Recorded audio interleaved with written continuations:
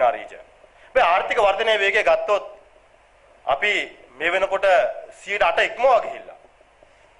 අද කුඩා දේශයක් වුණත් ඉන්දියාව හා චීනයත් සමග ආර්ථික වශයෙන් ශක්තිමත් වීමේ වැඩපිළිවෙල හා නව මාවතකට යොමු වීමේ වැඩපිළිවෙල අද රටක් විදියට අපි ගමන් කරනවා.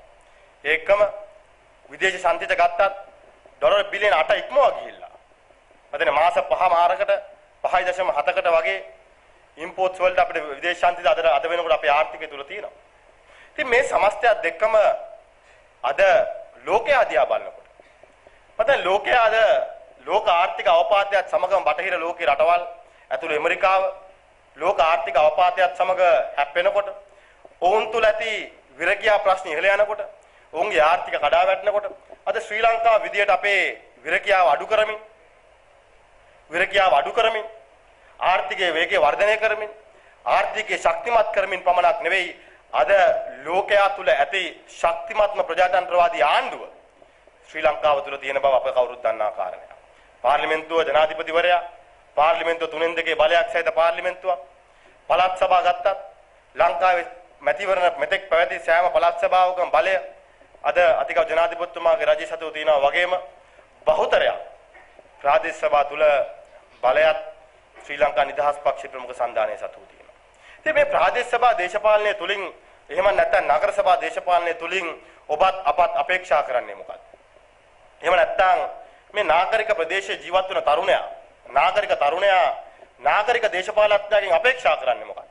මම නියෝජනය කරන හම්බන්තොට දිස්ත්‍රික්කය ඇවිල්ලා තාමත් දුප්පත් දුෂ්කර දිස්ත්‍රික්කයක්. මේ වර්ධනය වෙමින් පවතිනවා.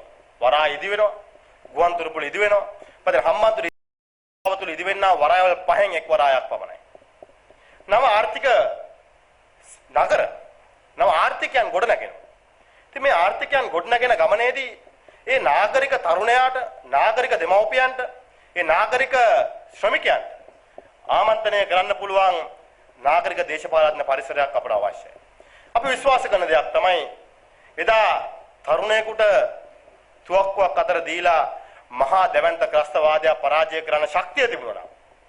ඇයි අපිට බැරි තරුණයෙකුව දේශපාලනයට ගෙනල්ලා තරුණයෙකුව ව්‍යාපාරයට ගෙනල්ලා ඔවුන් මහා දැවැන්ත ව්‍යාපාරිකයෙකු ඔහුට අභියෝග බාර දීලා දේශපාලන වේදිකාව තුල දේශපාලන ලෝකයේ තුල අභියෝග බාර දීලා ඇයි අපට බැරි මහා දැවැන්ත දේශපාලන අරගලයක් මේ රට තුල නිර්මාණය කරන්න. ඒ අරගලය 70 ගණන් වල 80 ගණන් වල වගේ ආයුධ අරගල වලින් කරන්න බෑ සහෝදරනි. ඒ අරගලය ප්‍රජාතන්ත්‍රවාදී රාමුවක් තුල සංවර්ධනීය අරගලයක් බවට පරිවර්තනය වෙන්න ඕන. ඒ සංවර්ධනීය අරගලය තුල අප දකින අභියෝග තමයි මානව සම්පත වර්ධනය කිරීම. මානව සම්පත සංවර්ධනය කිරීම.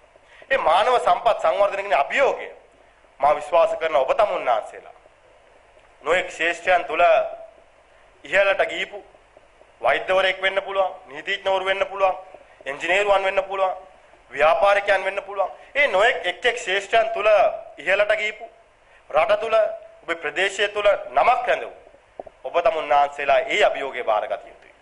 දේශපාලනික වශයෙන් තීන්දුව తీරන රජයේ සෑම විටම ගන්නේ මේ රටේ ආර්ථිකය ශක්තිමත් කරන්න. මේ රටේ නාගරික ජනතාව වගේම ග්‍රාමීය ජනතාව පන්ති ભેදකින් තොරව ඔසවා තබන්න. එහෙම නැත්නම් අපි සෑම විටම කියනවා වගේ සුබ අනාගතයක් කරා ගමන් කරවන්න.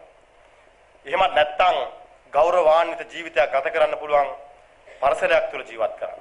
අද කොළඹ කෝට්ටේ දෙහිවල ගල්කිස්ස ගත්තම එදා තිබුණු තත්වයක් අද තියෙන තත්වයක් අතර හාත්පසින්ම වෙනස්. මම සෑම විටම ජනාධිපතිතුමත් එක්ක කතා කරනකොටත් එක කාලයක් තිබුණා මමයි තාත්තත් බැනගත්තු කාලයක්.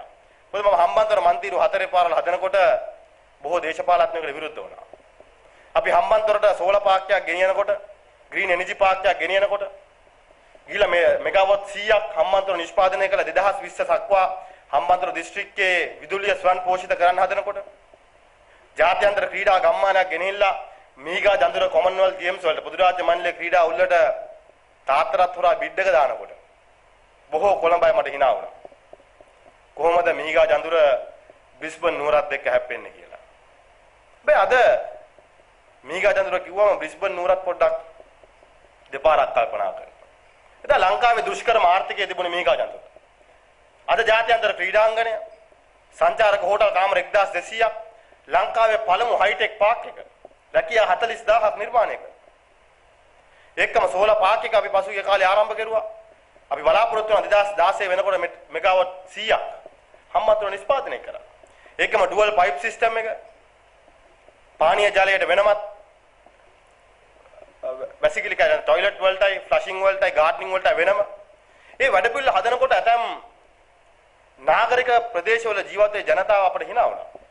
කොහොමද නාමල් හම්බන්තොට ඔච්චර දෙයක් කරන්න කියලා. ඒකයි මම කිව්වේ ඔබ නගරයේ ජීවත් වෙන දෙමව්පියන් විදියට, ඔබ නගරයේ ජීවත් වෙන තරුණයන් විදියට ඔබ ඒ ආකල්පමීය වෙනස නගරය තුළ ඇති කරන්න ඕනේ. ඒ වෙනස හම්බන්තොට දිස්ත්‍රික්කයේ ජනතාව මේ වෙනකොට පිළි අරගෙන ඕන් වෙනස් වෙමින් පවතිනවා. අද උසස් පෙළ ඉසෙට්කෝ එක ගත්තොත් අද හම්බන්තොට කොළඹට සමානයි. අද ශ්‍රී ලංකා න්‍යායාලයන ආයතනය ගත්තොත් ඉතිහාසයේ පළමු වතාවට හම්බන්තොට ගෑල් ළමයි කැබින් ක්‍රූ එකේ